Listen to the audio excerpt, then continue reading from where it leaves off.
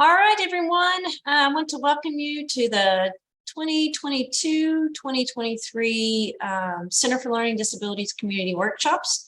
We're glad that you joined us tonight, and I don't think that you'll be disappointed at all.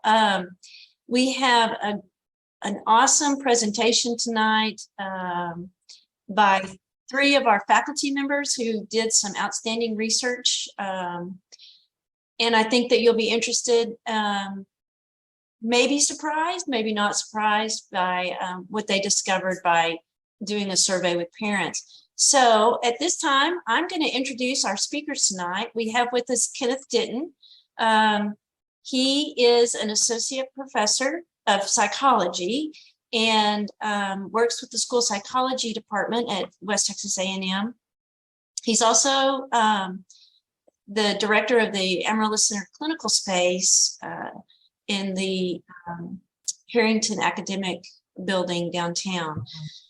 We also have with us Dr. Mik-Young Shin, and Dr. Shin is also an assistant professor of special education, and she is the Bill Pill Professor of Education and Social Sciences. That is, she has been awarded that professorship, and we're excited about that. The third presenter will be Michelle Simmons. She is the Lanahattan Professor of Learning Disabilities and the Director of the Center for Learning Disabilities, and also an Assistant Professor of Special Education. And her area of expertise is in diagnostics, educational diagnostics. So at this time, Kenneth, I believe you're the first presenter tonight, so I'm going to turn the mic over to you. Okay, I'm actually going to pass it to Michelle to get us started. And just also wanted to remind you all to mute your speakers as we present. And then we do encourage your feedback and interaction. And so please don't hesitate to post those into the chat box. Dr. Hart will actually be monitoring those, and she'll be sure to bring those up throughout the presentation so that we can address any questions that you might have as the material appears throughout the evening. This evening, we'll be sharing with you a nationwide survey that was conducted to gather information surrounding parent perspectives of their experience with an evaluation if their child suspected having a learning disability in the area of reading, specifically dyslexia. And so when you received your Zoom invitation link, you should have gotten a PDF attachment that had the handouts for this evening. But you also can real quick, grab your phone and snap a copy of, take a picture of the QR code and follow along with us as we go. I first wanted to highlight, we have had the opportunity to present this study to several different audiences due to its nationwide impact and the relevance of the information. And in those presentations, some of the topics and questions that have come up have surrounded how has legislation or recent laws affected evaluation and identification of particular disability areas. And so unfortunately, this particular study could be a whole nother community workshop presentation. And so we don't have time to go into detail this evening, but I did want to make the link available to you. We, a couple years ago, conducted an evaluation that looked at what impact did the corrective action that was issued federally to the state of Texas, to TEA, how did that impact urban schools? So what we would consider larger school districts like Dallas, Houston, Austin area, in comparison to rural schools, like those that we're used to, Dumas, Sunray, that type thing. And so please access that information if that's something that you have interest in. I'd anticipate that some of our university students, as well as current educators, might have an interest in that particular topic. But out of the interest of time, I'll get to the nationwide study about dyslexia. So the purpose of this study was to determine what is the parent experience, what are parents feeling and what is their perspective and perception of the process when they do go through a dyslexia evaluation. This was completed by a multidisciplinary team of researchers that, as you've already heard some, but those that have backgrounds in school psychology, school and community counseling, educational diagnostics, as well as special education, specifically in the area of math learning difficulties. And so I think that this gave it a very varied perspective and approach. We immediately found that in starting the process that there just wasn't a whole lot of research and literature out there surrounding dyslexia evaluations. Any studies that had been completed internationally, particularly in Australia and the UK in English areas. And then there were several studies that had been completed within the United States, but those were specific to autism, so none with dyslexia. And so you can see that that's highly reflected in the number of parents that we had respond to the study. Typically, when you send out a survey, the hope is that we might get around 100 to 200 respondents so that we can share that information. And we had, as you can see, an overwhelming response rate. And I always note that because I think that the actual numbers of individuals that completed this survey is indicative of the parent voices that wanted and needed to be heard. And so we had 601 parents that responded, and of that total, 653 children that belong to those parents. And so you can quickly start to draw conclusions from that. That means that some of our parents did have more than one child who were diagnosed with dyslexia. The age range of parents responding to the survey was between 4 and 22. So for example, if you had a child who was diagnosed with dyslexia, but perhaps they're 30 years old now, then their responses, they would not have been able to complete the remainder of the survey. But if I had a child who was 12 years old, then I was able to complete the entire survey. We recruited responses to this survey through emails and posts to various professional organizations, social media, as well as educational agencies. And in doing so, we're able to gain responses nationwide from varied demographics. And so there's just a quick overview of what the primary respondent population looked like. And so as you can see, I think it was a lot of our moms that filled out the survey. Most did have a bachelor's degree, and then white ethnicity was primarily represented. And then, like I mentioned before, 32% of those parents at least had one other child with a disability. And then this lays out the different states that responses were provided from. As you can see, the greatest area was the state of Texas. And then out from there, by color continuum, you can tell how many we had from each different state. The only ones we didn't get responses from were Vermont, Wyoming, and Alaska. Oh, wait, and I think Delaware up there.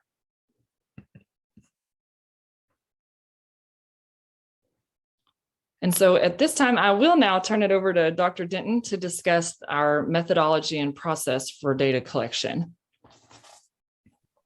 I'm so sorry. I'm going to pass it on to Dr. Shin. Well, Dr. Denton, we just really want you to talk tonight, apparently. I promise I will have a chance. Okay, sorry. Dr. Shin will pick it up now.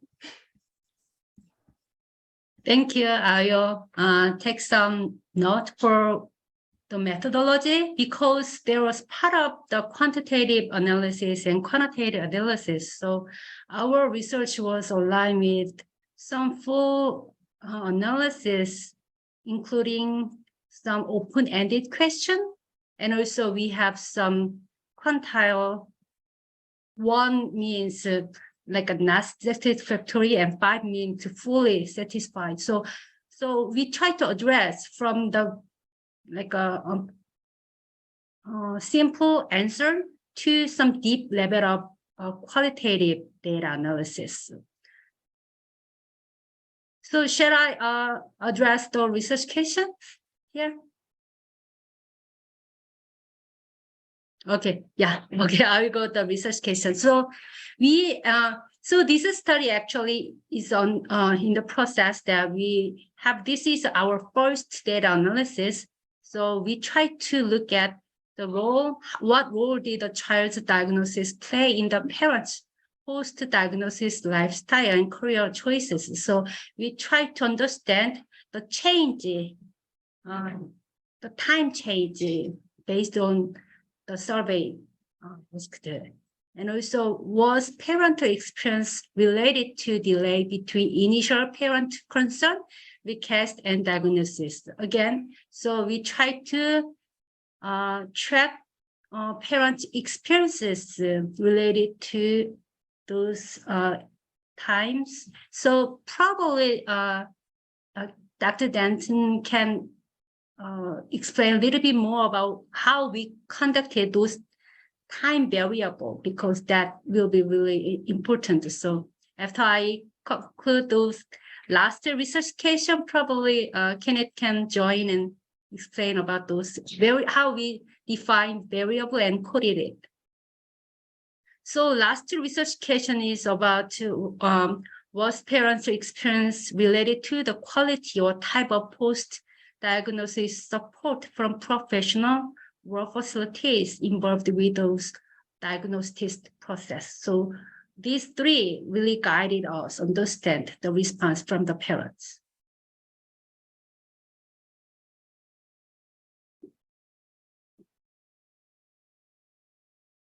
So can you explain about the time variable that we did in the study?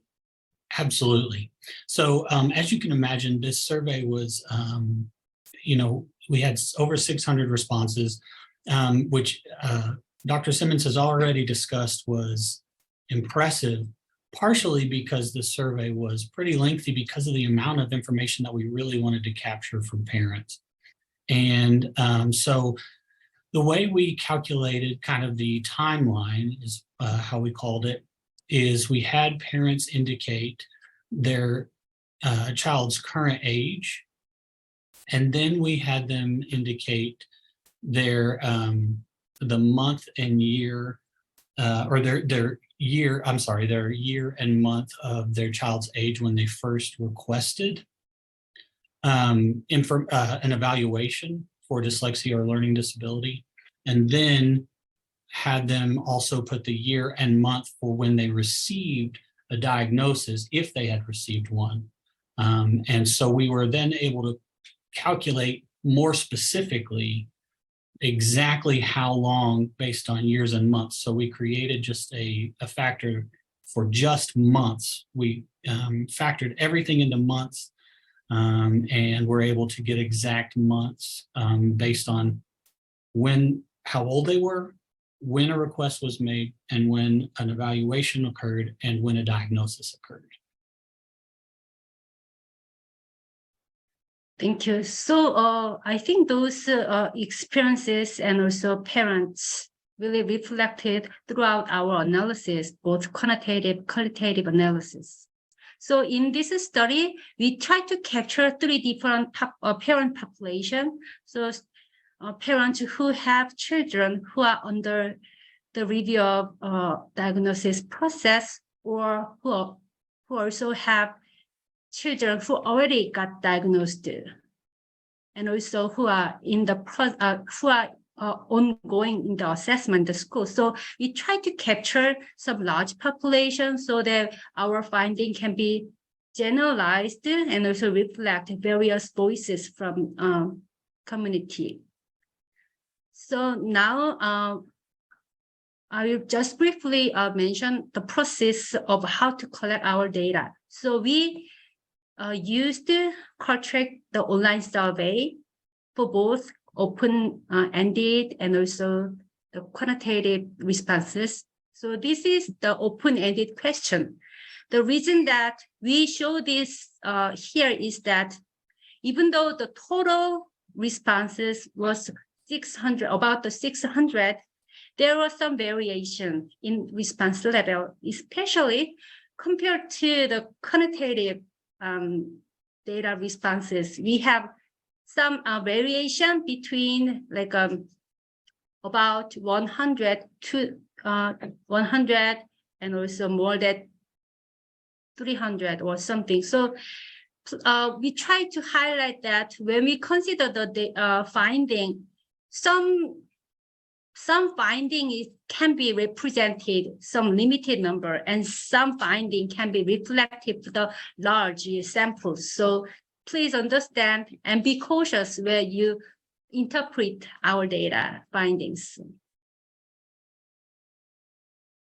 So here we show some steps of how those mixed methods are connected.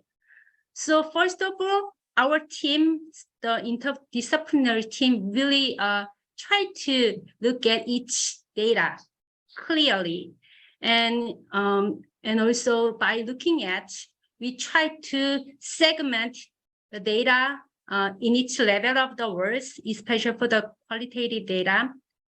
And also after we look at the themes and the coding, all the open-ended question, we match it and verified those findings through the qualitative data analysis. So later on, you will see both qualitative data analysis, that's from the finding through the theme-based coding and analysis. And Kenneth did for the data analysis for the, you will explain a little bit more when you explain your finding. Okay, so now I will just briefly mention about how what was found based on those open-ended questions.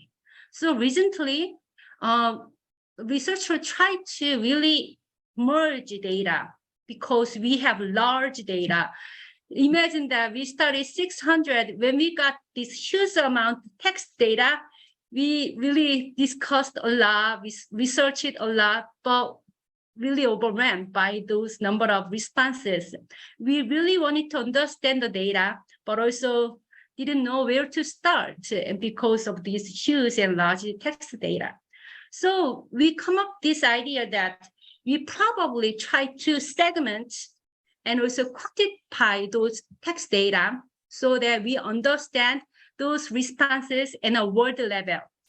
So we did sentiment analysis because based on this frequency of word level data by each participant, we look at what words were really related to the negative words from the parents' responses. And also we try to compare the negative words versus positive words. What positive words were really top among those parents' responses?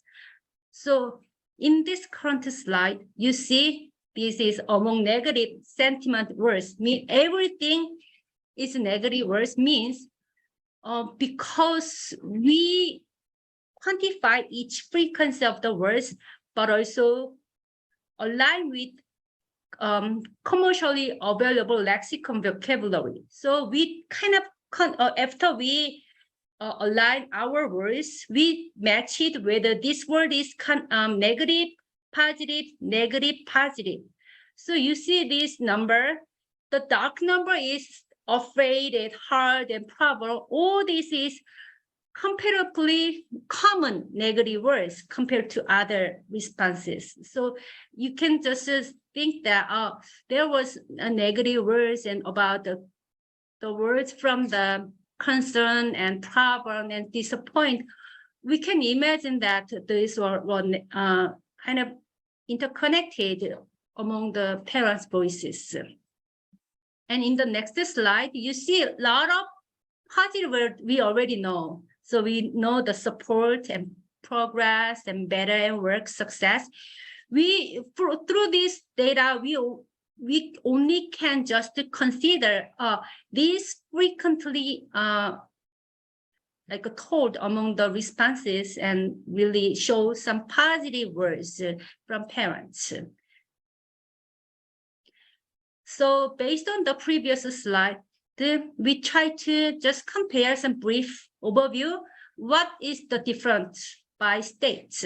So let's look at Texas because we are in Texas, and also state of Texas was about 30% of our sample were from Texas. So if you look at Texas, voices our response between negative and positive quite equal. But there are other states the green color represents positive perspective and the dark gray color represents negative.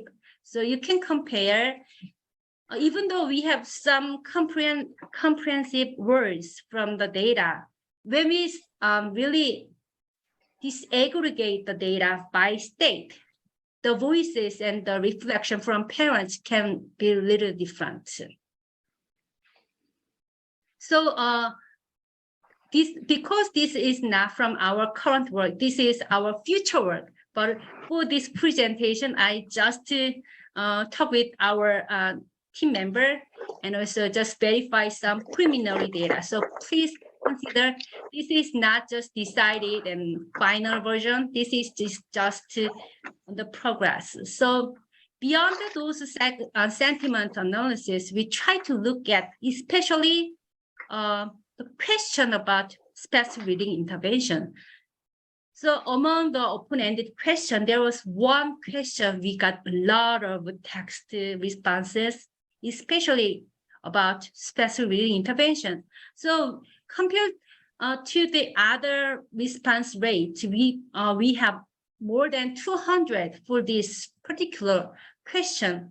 And we interpreted that parents really wanted to share their voices, their experiences, and what they learned from their private and school-related programming experiences. So we did like a process of topic modeling and try to combine the themes emerged through those open-ended questions. So we have three big themes: Orton Gillingham, private tutoring, and school reading programs. So you see those proportions, that those proportions shows that what percentage of the words represent each topic. So for the private tutoring, the word of private tutor and program school that have more commonly observed and represent this topic. So we will look more detail what themes emerged from this data later on. So, and aligned with specific themes, especially Orton Gillingham, we try to look at specific word among the theme of Orton Gillingham. So in the center, you see the Orton Gillingham is connected all different words. So the dark color, it means it's centralized, and being in the center of the word Orton Gillingham, we try to compare what other words really connected with this Orton Gillingham. So it means that when parents said about the Orton Gillingham and their experiences, the words about technique and sequential and Dyslexia and some other words were commonly told together. So we try to investigate more or what it means. So data is just a number or just a text if we don't really interpret it correctly. So our team tried to investigate what the data mean so that we can share more in a meaningful way.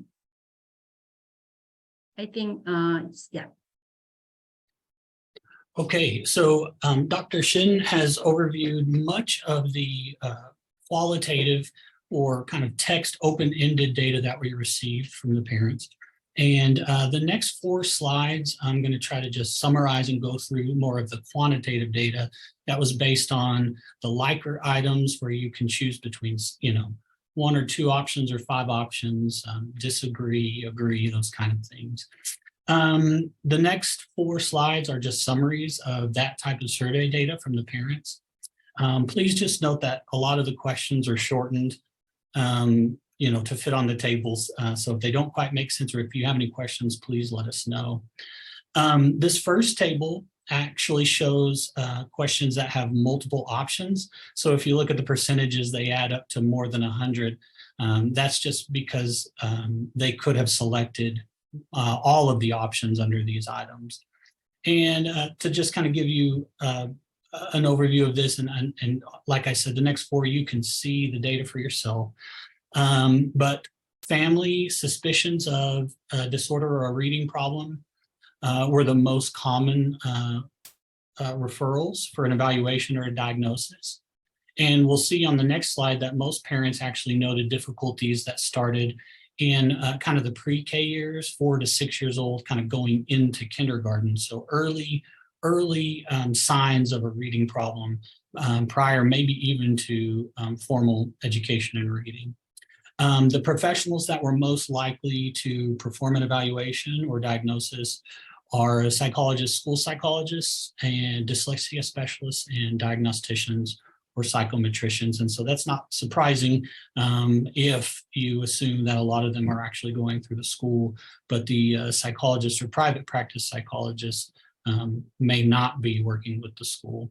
And then we have services, and this is kind of the start to the data that Dr. Shin just addressed on what kind of services. So they were able to select services and then provide more information. So that text information that she addressed is a result of some of this quantitative data. Private tutoring, specific reading interventions, which brought out kind of that Wharton-Gillingham theme, and then special education were the most commonly noted data there. Okay, and then on the next slide, these are the parent responses to what we call the assessment process items. So kind of what happened, how often did you request a referral? And this, again, helped us determine kind of the timeline based on the age of the child. And so about a third of the participants had to travel more than 20 miles for an evaluation. So that's a significant, potential significant burden. Especially, looking at our rural areas, some of that data that Dr. Simmons reviewed. The second item on there, and I apologize for some of the formatting on our tables, but when you transfer data back and forth several times, it tends to get messed up. But the number of requests, you can see that although one request was the most common, there more than half had to put in more than one request for an evaluation. And I just want to say here, that is basically how it was worded. So we don't necessarily know what that request looks like. We had to be very clear so that parents knew what we were asking. And we didn't want to get so detailed that parents were afraid to answer the questions or didn't know what we exactly meant. So number of requests, that's not necessarily a signed consent or request or permission for testing or anything like that. We're just counting on the parent to tell us, hey, we did try, and so request is how that was worded. And then I've already addressed that it's that 4 to 6 year range where the vast majority of parents really started noticing the reading difficulties. There was some relocation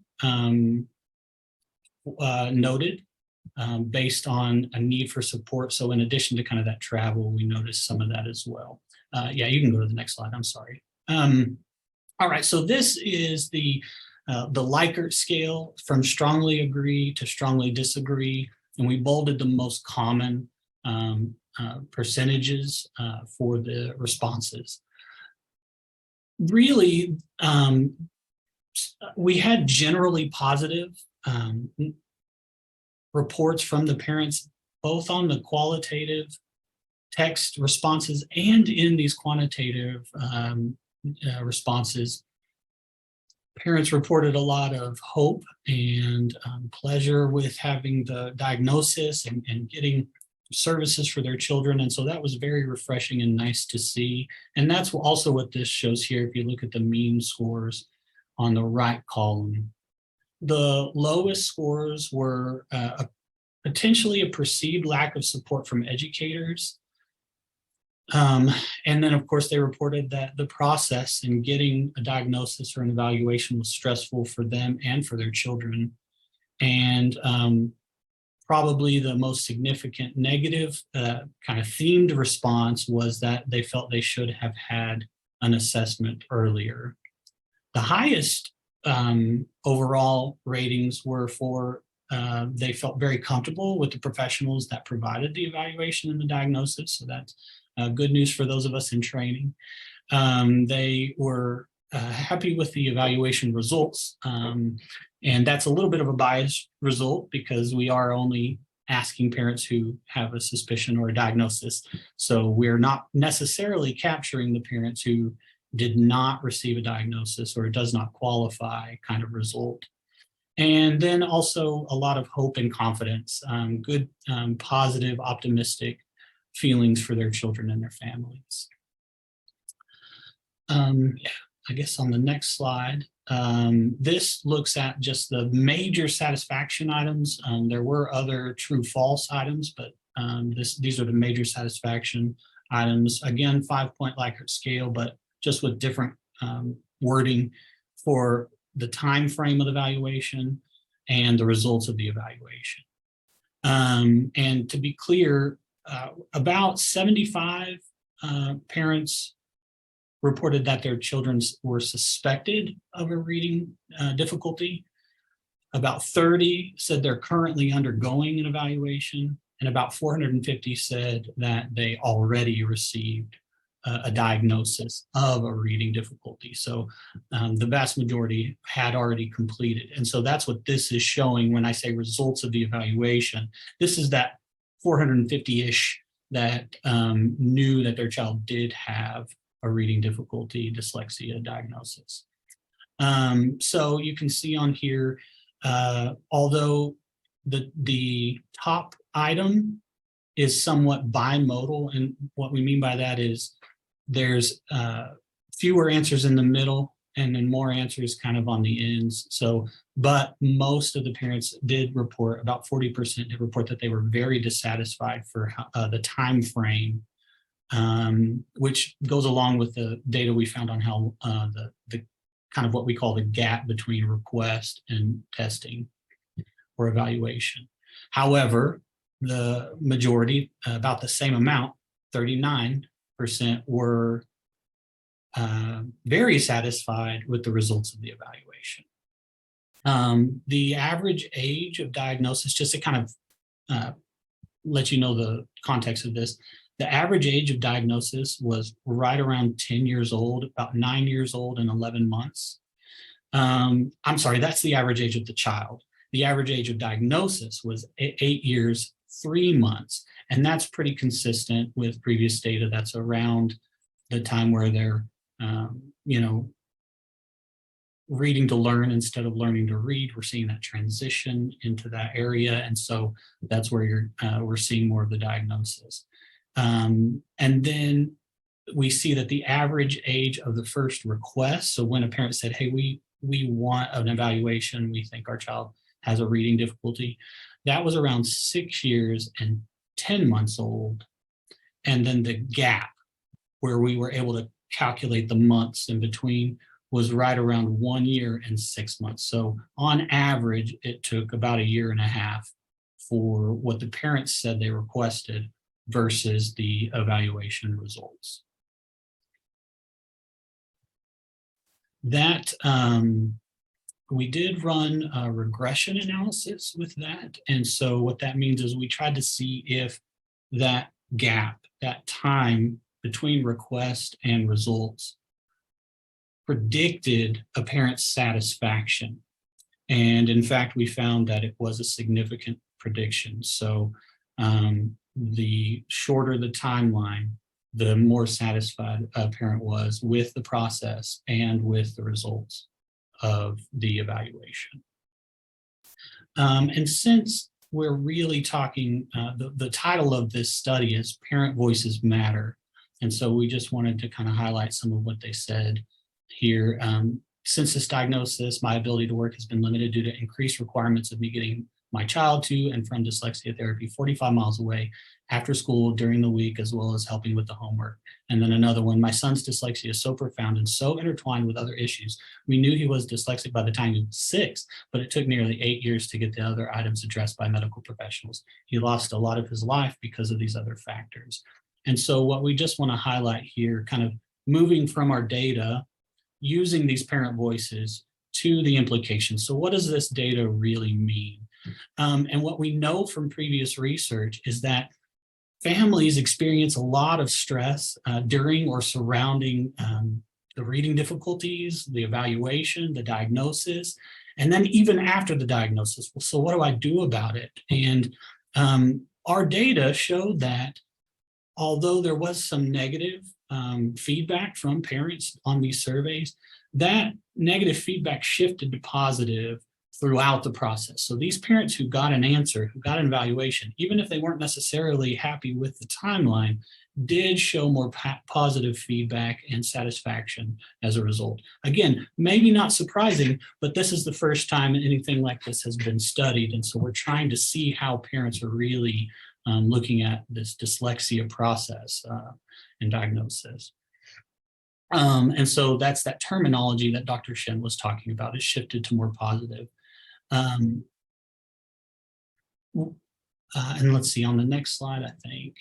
Yes. So one of the things that we are highlighting is, okay, we've got this data now. We know that it is consistent with some of the other research that we've seen, although this is somewhat unique for parents to be able to talk about dyslexia evaluation.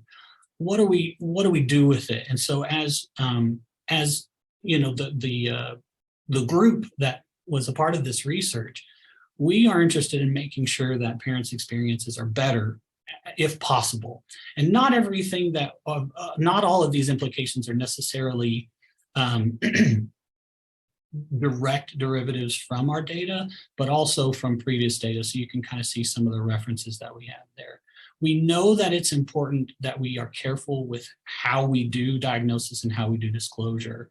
It can impact family distress. It can actually impact the attachment style if it's an early diagnosis, a developmental disability.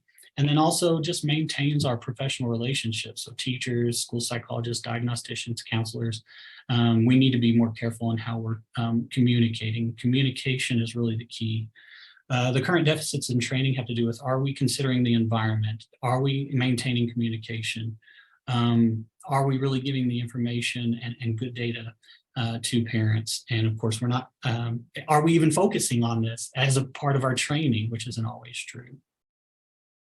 And so on the next slide, we can see just being mindful of this can be helpful. So, you know, as long as we are keeping this in the forefront, thinking of how parents are undergoing this process. Sometimes we focus on only the child, but the child, you all know, we all know, is raised in a family environment. So we need to be considering family as well. So we need to be gauging how parents are coping.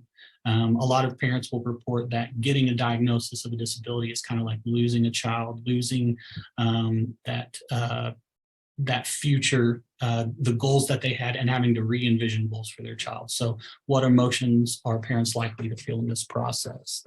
And so knowing that and being able to talk about the data that we have is helpful. We are teaching our students to listen at the referral and through the interview. What are they saying? Are they frustrated with the services? Are they frustrated with the diagnosis? Are they asking a lot of questions? These are parents that want to know and maybe already have some anxiety. And the vast majority of parents that we are going to see who are dealing with children with learning difficulties like this won't necessarily know what to expect. So if they don't know what to expect, they don't know how to say what their concerns are. They may not even know, and it's hard to talk to professionals necessarily and say, here's what my fears are, here's what my desires are for my children. So these are our recommendations. Listening, again, communication is key, keeping consistency, trying to make sure that we don't have professionals or teachers that are saying, well, they're wrong, and I know that your child does or does not have this disability. Providing time, making sure that the family feels supported. Meetings aren't really the place for this because parents feel outnumbered, often don't feel supported. They don't feel like they can invite people to support them. And then of course, cultural considerations. Are we making sure that parents have translators or whatever they need to feel comfortable? Do we understand that different cultures look at disabilities differently and have even different concepts of how disabilities exist and are developed with children? And in general, there's just really a need for parents to feel like they can be effective. And so one of the things that we are consistently teaching now is provide parents something they can do now. What's a what to do next statement? What action can you start that will begin helping and that you are a part of the team? Not saying, will you go and handle this disability at home and we'll handle it at school or in our clinic or whatever that might be in our therapy, but what can we do together? How can you be a part of this team? And that we know that kind of support, being a part of the collaboration, not only helps the parent deal with it, but also makes the therapy and the interventions more effective as well. And at the end of the day, really, we just need to be better about adding hope.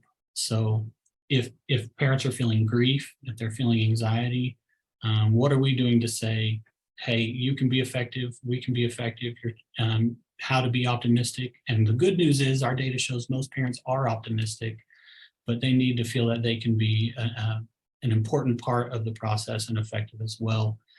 Part of this is setting reasonable goals and helping parents to have reasonable goals and then to see how their children are making progress to those goals. And so now I'm going to pass it back to Dr. Simmons. And so finally, in conclusion, like Dr. Denton highlighted, the general, and as you saw through the data with Dr. Shin, the general response of parents was that of optimism. And there was a higher pattern of positive sentiment in comparison to negative sentiment for the overall responses. When there was indications of dissatisfaction, it primarily centered around the time frame it took to complete the evaluation or the age at which the child was diagnosed. And so just a recommendation, Dr. Denton did a great job of highlighting some recommendations that we're making for schools, and especially those individuals that may be listening this evening that are in training to become an evaluator or a future educator, the importance of communication on the side of the school, but also the parents play a role in communication. And so having that open pathway and indicating concerns and having the confidence and courage to initiate and request information from the school and begin to have conversations about concerns at an early age. There was a high correlation between acquired knowledge and parental satisfaction.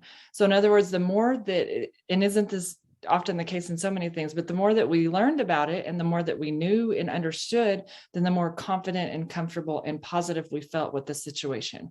And so that just turns back to, it's okay as the family and the parent to ask questions and seek opportunities to gain more information and knowledge about the diagnosis and the process that you're experiencing. Similarly, and to that same end, parents reported greater levels of satisfaction if they were actively involved in a parental support group. However, only 8.9% of the overall respondents were active in a parental support group. And there weren't follow-up questions that looked at exactly what may or may not be contributing to the opportunity to participate in a parent support group. But that was a recommendation that came from the study. We do encourage families to look for communities of individuals who have shared or similar experiences, whether that be through, a therapeutic support group, or maybe perhaps there's just an opportunity to come together as a community and discuss the experiences through a more informal setting, like we're having lunch together, we're having an after school group, that kind of thing. For specific, more therapeutic parent support groups, recommendations were for those that provided knowledge about dyslexia characteristics and instructional interventions. So again, back to that education piece.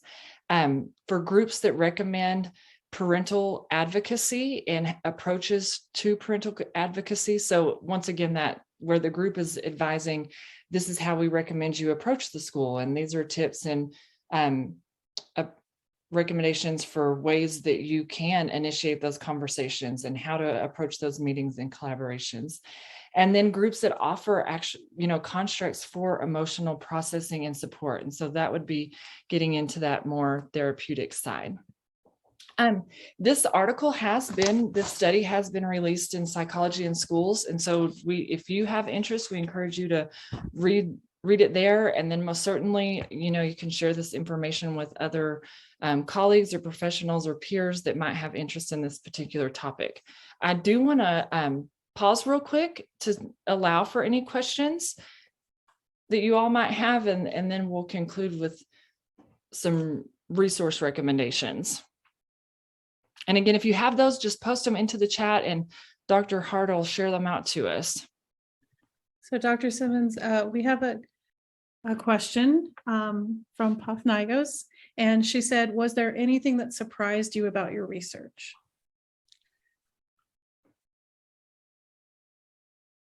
Well, and I'll answer that one, but as individual researchers, we all might have different perspectives on that. So in the event I don't address something that Kenneth, you and McYoung thought, please jump in. But I think one of the ones that was most shocking and surprising to me, and we all alluded to it, the number, and this is where we're kind of nerding out, if you will, from on the data, but the number of respondents to the survey was really surprising. We just don't often get that many responses, and especially when it's a more lengthy process. And so that spoke volumes to me. I mean, that really echoed that this is a population of individuals, parents, that want to be heard, and there's a strong desire to influence and create change by being heard. And so I felt like those numbers really stated that. And then I honestly probably had anticipated that, when you look back to the sentiment word analysis webs that Dr. Shin reviewed, and you can notice that there were more positive sentiment words than negative sentiment words. And then the overall quantitative results that Dr. Denton reviewed, there was greater satisfaction than dissatisfaction. And because from my experience as a diagnostician and then the consultations we do with families through the Center for Learning Disabilities, I had anticipated that perhaps there might have been less hope and optimism, but was actually really encouraged to see that satisfaction and positive sentiment were the greatest the greatest percentage of responses from participants. Kenneth McYoung, did y'all have any? Yeah, I agree with Dr. Simmons. So in terms of the words through the parents, I think we shared their words. They'll feel more positive with the word of support, and also sharing of their knowledge among the parent group. I think they are connected in terms of what really mean positive to them. And also throughout the data, we oftentimes saw that a lot of emotions and those feelings that's concerning from parents were really related to the negative. So I think there is the some feel that could be changed to the positive feeling when we really share the support for the parents.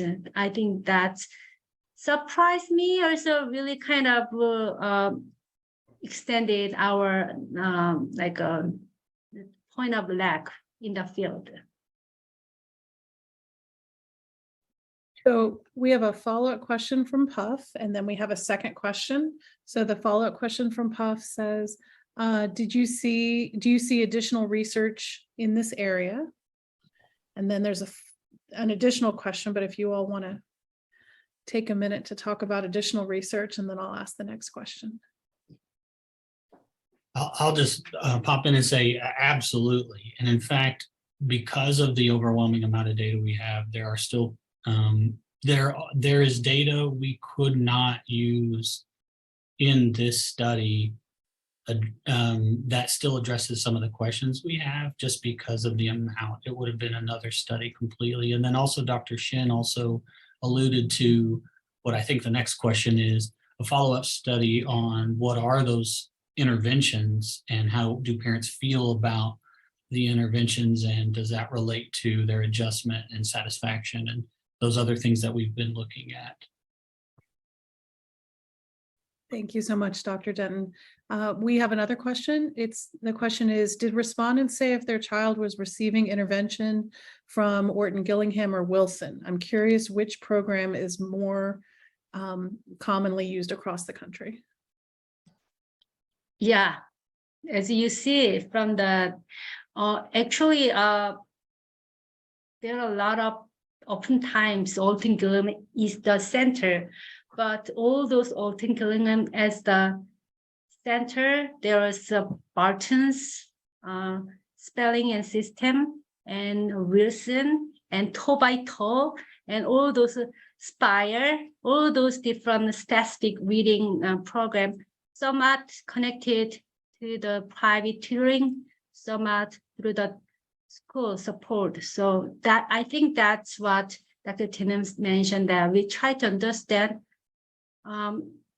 what is really beneficial to them. If we could extend through the data, but at least we can extend what parents are receiving through the community and also through private. And also we try to understand and provide our guidance and recommendation, what could be the next step to the parents. And I would just say, kind of more specific to that question, if you're just wondering which one's more, we didn't ask, there wasn't an option to check one or the other. And so we only have open-ended, those that, and you saw the numbers were a lot lower on the open-ended questions. So only if a parent opted to tell us which one they were using. So we can't really answer that question objectively. And I don't know that we know the answer with the open answer questions yet. That is what Dr. Shin is working on. And I would add to that, because, you know, that question about the different reading programs goes hand in hand with future research, and most certainly with the population of professionals that we help support through the Center for Learning Disabilities. I anticipated that there might be a really high interest surrounding those specific reading interventions. And so, but because the target of this particular study is evaluation and diagnosis, we didn't do a huge search in the existing research for reading intervention programs. So that if anybody, you know, had time to spare, it's possible. Dr. Denton's right. So it's hard to answer that question. We don't know the answer to that question very well, in that it's possible that there are research studies out there that exist that evaluate the efficacy and fidelity of these different programs. And that just wasn't a part of literature that we really dove into for this particular area. And then of course, if that doesn't exist, then therein lies another study. And I actually had a question myself I wanted to ask, you know, thinking of myself as an educator and some of our students who are joining the audience as well.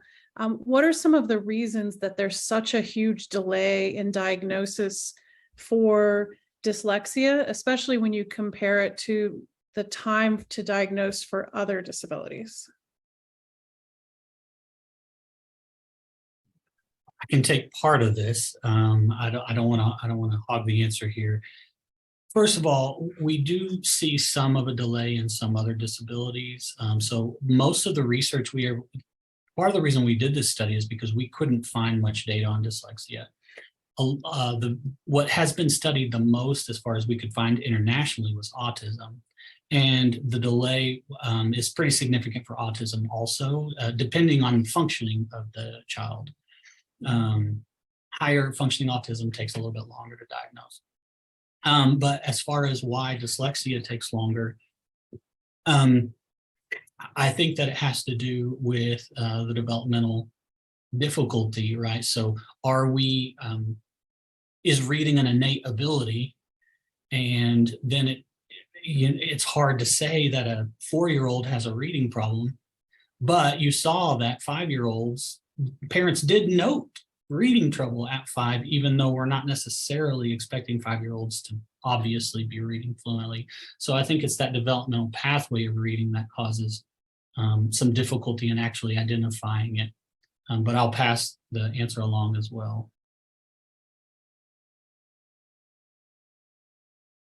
Well, and and that's a discussion that we engaged in as the results to this came in, which also would allow for additional follow-up, perhaps through semi-structured interviews or focus groups from parent respondents from this survey, because the time frame that we're seeing there, the question was worded that at request, but just like Dr. Denton mentioned, do we know, especially from an evaluator perspective, like a diagnostician or a school psychologist, was that when the parent sent a message through Seesaw? Is that when they mentioned something informally standing out in the schoolyard at school pickup to the teacher? Did they send an email? Is that when they signed consent? This question itself wasn't so specific that we would be able to measure at what point the expressed concern was noted and to the duration of the timeline of the evaluation. Yeah. And we have And one also more. I think Oh, sorry. Go ahead, Dr. Shin. I just try to add a little bit. So I think as our prior study shows that the prevalence rate across different disability, it also depends on time, but also depending on the district and location. So it is possible some district and some state, we have different resources and availability to be the team and multidisciplinary team to process those evaluation. And also hopefully with those time related to active role of those preventative approach, we look forward. Those delay doesn't mean really delay, but the process of tiered support and meaningful support, and also show some data based decision making in the process of it. But those we cannot really follow up what happening within this timeline because we didn't see that. But to make any kind of short and long delay meaningful, I think we really need to really make all those procedure as using the belly data, and also those can be really various and depending on those resources and support each parent and school and teachers have in that area.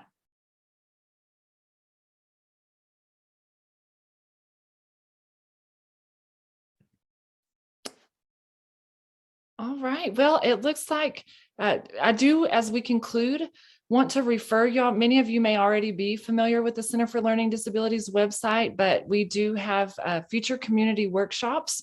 Our next one in October is going to be How to Understand My Child's Evaluation, presented by an education consultant from Region 16.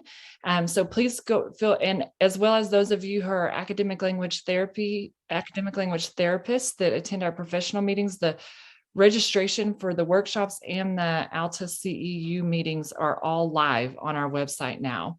There is, as you now see, there's quite a bit of research that comes through the center, and that tab on our website is actively maintained. And so if you'd like to go there to find out other information, we encourage that. And then of course, all of these videos or these community workshops are posted back to the website as a post-event recording. And so you can access those at the CLD video link there. I do want to speak to reminders. If you do need a continuing education certificate, at this time, we'll post a link to a Google form within the chat box.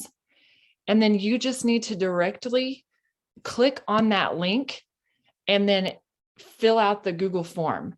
And then whatever email, be sure to put your full name, first and last name, and then whatever email address you provide in the Google form, the continuing education certificate will come directly to that email that's listed. We also, thank you, Dr. Hart, for the reminder. We really do encourage your feedback. That helps us plan the format of delivery of these workshops as well as the topics for the next academic year. And so please take the time to fill out the follow-up survey at the link below. And we'll linger here a minute because I know, especially for those of you that are needing the ALTA certificates, you need a moment there to be able to copy and paste that link out of the comments box.